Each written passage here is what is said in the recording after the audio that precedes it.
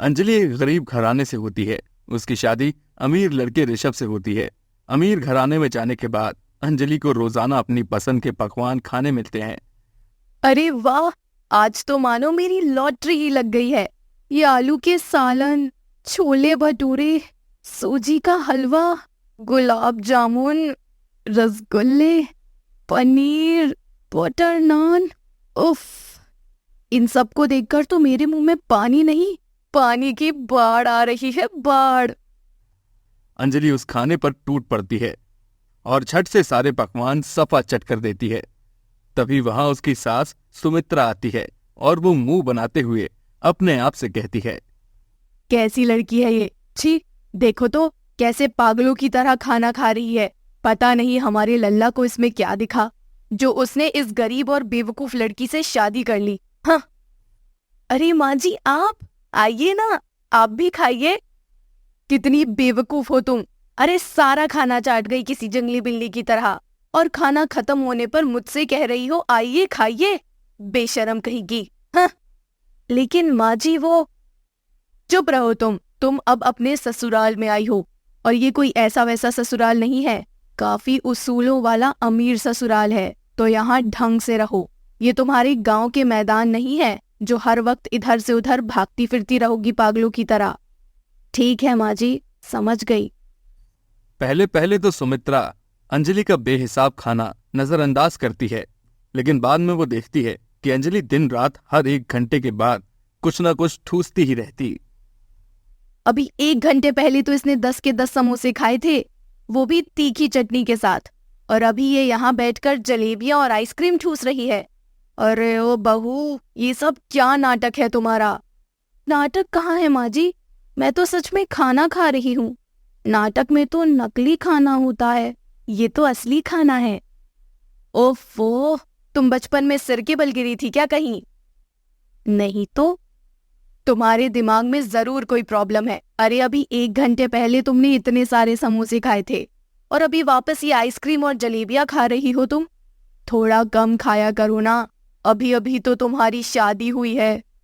माँ जी, मैं कम ही तो खा रही हूँ, कहाँ इतना ज्यादा खा रही हूँ।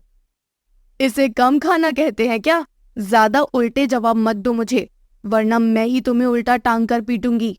माना कि तुम गरीब हो, तुमने अपनी जिंदगी में इतना सारा खाना कभी नहीं देखा होगा, लेकिन इसका मतलब ये तो नहीं कि तुम एक साथ ही अपनी पूरी जिंदगी की कसर पूरी कर दो। अरे धीरे धीरे खाओ ना। ठीक है माँ जी। सुमित्रा के समझाने के बावजूद भी अंजलि पर कोई असर नहीं पड़ता। वो रोजाना घर के नौकरों से कहकर अपनी पसंद का सारा खाना बनवाती है और दिन रात बस कुछ ना कुछ खाती ही रहती है।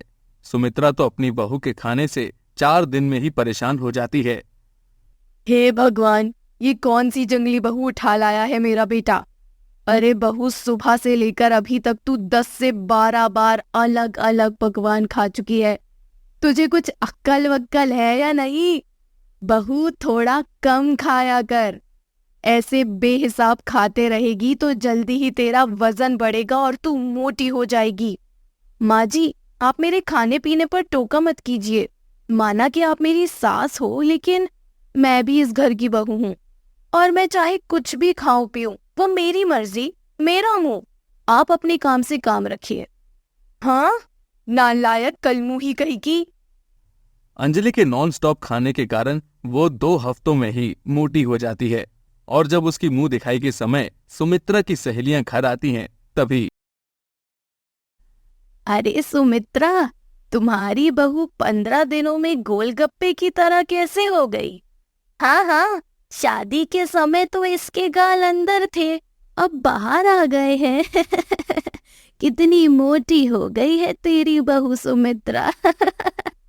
हमारी बहुएं तो अपनी सेहत का बहुत अच्छे से ध्यान रखती हैं, जिम जाती हैं और डाइट भी करती हैं। वो ऐसा कुछ नहीं है, शादी के बाद बस चेहरा निखर आया है इसका। अरे तू हमसे मत छुपा, साफ साफ दिख रहा है सब। अंजलि के कारण सुमित्रा का मजाक बन जाता है सबके जाने के बाद। देखा अंजलि बहू, तुम्हारे कारण मुझे सबके ताने सुनने पड़े, सबने मेरा मजाक बनाया। अरे अभी तो सुधर जाओ और कम खाओ, खा खा कर फूल जाओगी गुब्बारे की तरह एक दिन। हाँ तो फूलने दो, इंसान जीता किसके लिए है? खाने के लिए। मैं जब गरीब थी तब मैंने बहुत डाइट कर ली और अब अमीर घर की बहू बन चुकी हूँ, इसलिए अब मैं जितना चाहे उतना खाऊंगी और किसी के पिताजी से नहीं डरूंगी। इतना कहकर अंजलि 2 पिज्जा एक झटके में ही खा जाती है और ये देख सुमित्रा का मुंह खुला का खुला रह जाता है। वो अपना सर पकड़ लेती है। हे भगवान, मेरे भाग्य में ही ऐसी बहू लिखी थी क्या? अब गुजरते समय के साथ अंजलि मोटी होती जाती है और ये देखकर ऋषभ उससे कहता है, देखो अंजलि, तुम्हें तुम्हारे सारे कपड़े टाइट हो रहे हैं। अरे अभी तो कम खाओ, तुम पहले कितनी खूबसूरत थी और अब देखो कितनी मोटी हो चुकी हो। बस ऋषभ जी बस, मैं अच्छी तरह समझती हूँ आपको मेरे खाने पीने से दिक्कत होने लगी है ना अभी। मैंने वैसे नहीं कहा अंजलि। मैं सब कुछ समझ रही हूँ, मुझे बेवकूफ समझने की भूल मत कीजिए। अंजलि, तुम्हारे मोटापे के कारण एक दिन तुम्हें ही सबसे ज्यादा पछतावा होगा। हमारा क्या है, हमारा काम है तुम्हारा भला सोचना। लेकिन जब तुम्हें खुद को ही अपना नुकसान करवाना है तो हमारा बोलकर भी क्या फायदा? हाँ, करो जो करना है। अंजलि का हमेशा से सपना था कि वो एक फैशन मॉडल बने। वो अखबार में इश्तिहार पढ़ती है, best super model of the year, ये कंपटीशन तो मैं ही जीत कर रहूंगी। लेकिन इस मोटे शरीर के साथ मैं कैसे जाऊंगी कंपटीशन में? इसलिए कह रही हूँ कि कम खाया कर। अरे बहू, मोटा होने के बाद तू किसी को मुंह दिखाने लायक नहीं रही है, खुद को तो देख पाती नहीं है आईने में ठीक से। माँ जी, आप फिर से शुरू मत होइए। मुझे किसी बात का गम नहीं, अगर मेरा फैशन मॉडल बनने का सपना टूटता है तो टूट जाए, लेकिन मैं तो जी भर कर खाऊंगी और खाती रहूंगी। अंजलि अब और ज्यादा मोटी हो जाती है और एक दिन जब ऋषभ अपने किसी इंपॉर्टेंट क्लाइंट के साथ मीटिंग करने जा ही रहा होता है कि तभी अंजलि का पैर फिसल जाता है और वो सीधे ऋषभ के बदन पर गिर जाती है। मर गया मैं। अरे बाप रे, बहू बहू, उठो बहू, तुम्हारे 100 किलो के वजन से मेरा बेटा मर जाएगा। माँ जी, मुझसे उठा नहीं जा रहा है, नौकरों को बुलाइए, जल्दी बुलाइए, वरना आज मैं विधवा हो जाऊंगी। सुमित्रा जल्दी से नौकरों को बुलाती है और आदमी अंजलि को उठाते हैं, लेकिन उसे उठाने के बाद भी ऋषभ बेहोश पड़ा रहता है। उसे डॉक्टर के पास ले जाया जाता है। पूरे 24 घंटों बाद वो ठीक होकर घर आता है। देखा बहू, तुम्हारे कारण मेरे बेटे का ये हाल हुआ, तुम्हारे मोटे शरीर की वजह से। कल मेरी इतनी इंपॉर्टेंट मीटिंग थी, उस मीटिंग से हमारा बिजनेस और ज्यादा ऊंचाइयां छूता, लेकिन सिर्फ तुम्हारे कारण ही मेरा ये हाल हो गया। अंजलि को अपनी गलतियों का एहसास हो जाता है और वो समझ जाती है कि ज्यादा खाना खुद के लिए ही नहीं बल्कि दूसरों के लिए भी हानिकारक है। माँ जी, आप सही कह रही हो, ज्यादा खाना खाने के कारण मैं मोटी हो चुकी हूँ। पहले मैं सारे काम आसानी से झट से कर लेती थी, लेकिन अब इस मोटापे के कारण मुझे जल्दी थकावट हो जाती है। पहला माला चढ़कर ही मैं हांफने लगती हूँ और तो और मोटे शरीर के कारण मैं ठीक से चल भी नहीं पाती। मोटा होने के कारण मुझे खुद को ही नहीं बल्कि दूसरों को भी तकलीफें हो रही हैं, और इसलिए मैं आज से आप दोनों से वादा करती हूँ कि मैं आज के बाद कम खाना खाया करूंगी। हाँ अंजलि, हर एक चीज हद से ज्यादा की जाए तो वो हानिकारक ही होती है, फिर चाहे वो खाना हो या कुछ और। हाँ ऋषभ जी, माफ कर दीजिएगा आप दोनों मुझे। सुमित्रा और ऋषभ अंजलि को माफ कर देते हैं और उसके बाद अंजलि कम मात्रा में खाना खाने लगती है और कुछ ही महीनों में पतली भी हो जाती है। फिर सभी हंसी खुशी अपनी जिंदगी जीते हैं। शारदा के बेटे रोहन की शादी रागिनी से होती है। रागिनी एक बहुत ही गरीब घर की लड़की होती है, वहीं रोहन एक अमीर बिजनेसमैन होता है। रोहन और उसके पिता प्रेमनाथ दोनों साथ में कंपनी चलाते हैं। रोहन के साथ साथ शारदा को एक और बेटी होती है जिसका नाम मुस्कान होता है। मुस्कान की शादी हुई होती है और वो अपने ससुराल में रहती है।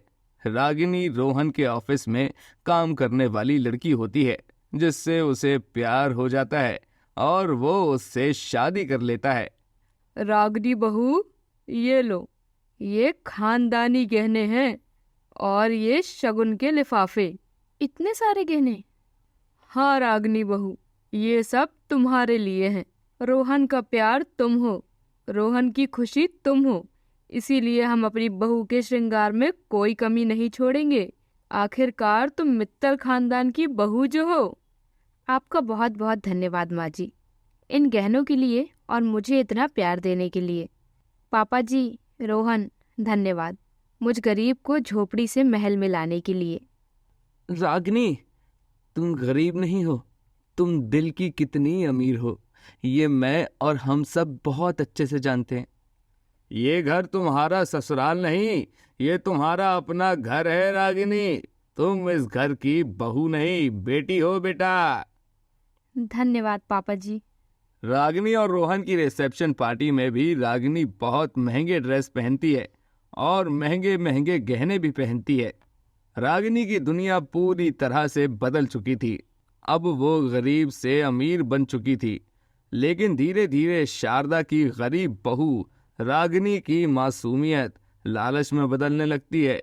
हर चीज राजसी अंदाज में देखकर रागिनी के मन में बहुत सारा लालच आ जाता है। धीरे धीरे इस पूरे महल की मालकिन मैं होऊंगी। मेरा बस यही एक मकसद है, मित्तल्स के साथ रहकर, उन्हें चकमा देकर उनके सारे पैसे लूटना, और यूं ही पैसे लूट लूट कर मैं अमीर बनूंगी और इस महल को इन लोगों से हड़प लूंगी। रागिनी देखती है कि घर के सभी लॉकर्स की चाबी का छल्ला शारदा दिन रात अपने साथ ही रखती है।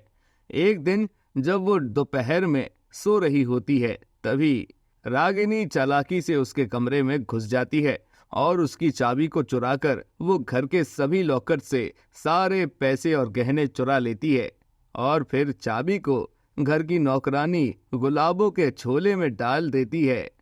चोरी की है घर की बहू ने, लेकिन इल्जाम आएगा उस बेचारी नौकरानी गुलाबों पर। माफ करना गुलाबो, लेकिन मुझे अमीर बनना है और मैं अमीर बनने के लिए कुछ भी कर सकती हूँ। रागिनी सारा धन लेकर अपने छोटे से मकान में एक संदूक में रख देती है। जब शारदा नींद से उठती है, तब उसे पता चलता है कि सभी लॉकर्स में से पैसे चोरी हो चुके हैं। रोहन और प्रेमनाथ भी तभी आ जाते हैं और सभी ये जानकर बहुत हैरान हो जाते हैं। हे भगवान, सारे लॉकर्स खाली हैं। इतनी बड़ी चोरी, वो भी दिन दहाड़े। लेकिन शारदा, तुम्हारा ध्यान कहाँ था? तुम्हें अपने चाबी के छल्ले को संभाल कर रखना चाहिए था ना। अब जो नुकसान होना था वो तो हो गया ना। माफ कीजिए प्रेमनाथ जी, मैं सो गई थी और छल्ला हमेशा की तरह मेरी कमर पर बंधा हुआ था, लेकिन पता नहीं नींद में अचानक किसने कैसे चोरी कर ली। तभी वहां पर मुस्कान भी आ जाती है। हेलो एवरीवन, कैसे हैं आप? ये लीजिए, मैंने आप सभी के लिए प्रसाद लाया है, मेरी सास ने भिजवाया है। अरे क्या हुआ, सबके चेहरे उतरे हुए क्यों हैं? कुछ हुआ है क्या? मुस्कान, वो दरअसल रोहन अपनी बहन मुस्कान को सारी बात बताता है, जिसे सुनकर मुस्कान भी चिंतित हो जाती है। ओह गॉड, इतना बड़ा हादसा हो गया। आई थिंक हमें घर में मौजूद सभी लोगों की तलाशी लेनी चाहिए, हर किसी की। हाँ पापा, शायद मुस्कान सही कह रही है। ठीक है, अभी सारे स्टाफ मेंबर्स को बुलाओ। सभी नौकरों को बुलाया जाता है और सबकी तलाशी की जाती है, और तलाशी करने पर गुलाबों के झोले में शारदा की चाबी का छल्ला मिलता है, जिसे देखकर सभी चौंक जाते हैं। गुलाबो, इसका मतलब तूने चोरी की है? तूने ऐसा किया क्यों गुलाबो?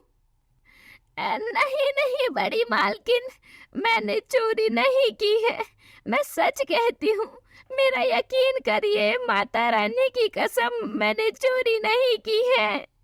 तुम्हें शर्म नहीं आती? झूठ बोलने के लिए भगवान का सहारा ले रही हो।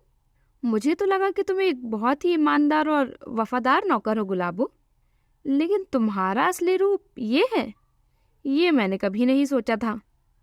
अब जो भी होगा हवालात में होगा। रोहन बेटा, तुम जल्दी से पुलिस को फोन करो। हाँ पापा।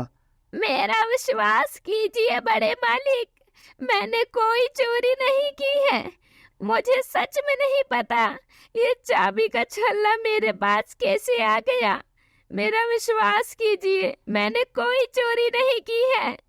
कोई भी बेकसूर गुलाबों की बात नहीं मानता और उसे गिरफ्तार करके ले जाया जाता है।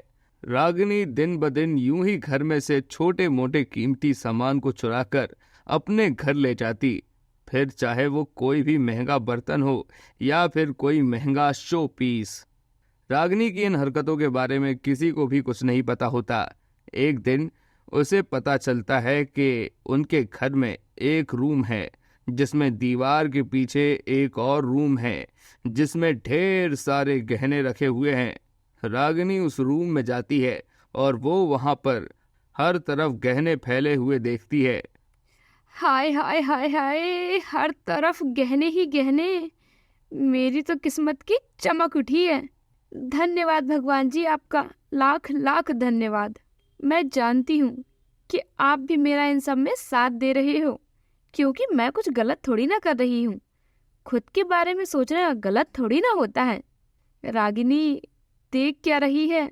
उठा ले सब कुछ और निकल ले यहाँ से। रागिनी वहां पड़े सभी गहनों को एक बड़ी सी बोरी में भरती है और चालाकी से वो घर से बाहर निकलकर सीधे ज्वेलरी शॉप में जाती है और सुनार को सारे गहने बेचने के लिए दे देती है। तभी सुनार उन गहनों को देख परख कर कहता है, अरे मैडम जी, ये सारे गहने तो नकली हैं। क्या? ऐसे कैसे हो सकता है? मैंने तो अपनी आंखों से उन सभी गहनों को देखा था उस खुफिया कमरे में, लेकिन उसके बावजूद भी। देखिए, आप ही देखिए, साफ साफ समझ आ रहा है कि ये सारे गहने आर्टिफिशियल हैं, नकली हैं, नकली। इसका मतलब किसी ने गहनों की अदला बदली की है? मैंने की है। रागिनी पीछे मुड़कर देखती है तो वहां मुस्कान खड़ी होती है। तुम्हें क्या लगा रागिनी, मैं अपने ससुराल में रहती हूँ तो इसका मतलब ये थोड़ी है कि मैं अपने मायके में घट रही घटनाओं पर ध्यान नहीं देती। जब तुम घर के सारे गहने चुरा कर जा रही थी, तभी मुझे घर के नौकर टिंगू ने फोन किया था और उसने बताया कि तुम सीक्रेट रूम से बाहर निकली हो। घर पर कोई नहीं था और सबका फोन आउट ऑफ रीच आ रहा था, इसीलिए टिंगू ने मुझे ही फोन किया। तब मैंने तुरंत तुम्हारी बोरी को नकली बोरी से बदलने के लिए कह दिया था और तुम गाड़ी में बैठती उससे पहले ही गाड़ी में नकली गहनों की बोरी बैठ चुकी थी। तुम एक गरीब नहीं बल्कि लालची औरत हो। चलो यहाँ से, तुम्हारी सच्चाई अब मैं सबके सामने लाऊंगी। नहीं मुस्कान दी, मुस्कान दी, ऐसा मत करो प्लीज, मुझे माफ कर दो मुस्कान दी। मैं ये सब छोड़ दूंगी, मैं प्रॉमिस करती हूँ, और अच्छे से रहूंगी। प्लीज मुस्कान दी, मुझे माफ कर दीजिए। लेकिन मुस्कान रागिनी की बात नहीं सुनती और वो उसे घर ले जाकर सबको उसकी काली करतूत के बारे में बता देती है, जिसके बाद शारदा उसे एक जोरदार थप्पड़ मारती है। बेशरम औरत, तुझे शर्म नहीं आई ये सब करते हुए? तेरी वजह से वो गरीब गुलाबो जेल में सजा काट रही है। तुमने जो भी किया है बहुत बहुत बहुत गलत किया है रागिनी। आज तुमने मेरा भरोसा, मेरा प्यार, सब कुछ खो दिया। आई हेट यू रागिनी, मैं तुमसे नफरत करता हूँ, नफरत। रागिनी ने लालच में आकर सब कुछ खो दिया था। उसे पुलिस गिरफ्तार करके ले जाती है और बेगुनाह गुलाबों को फिर से रिहा कर दिया जाता है।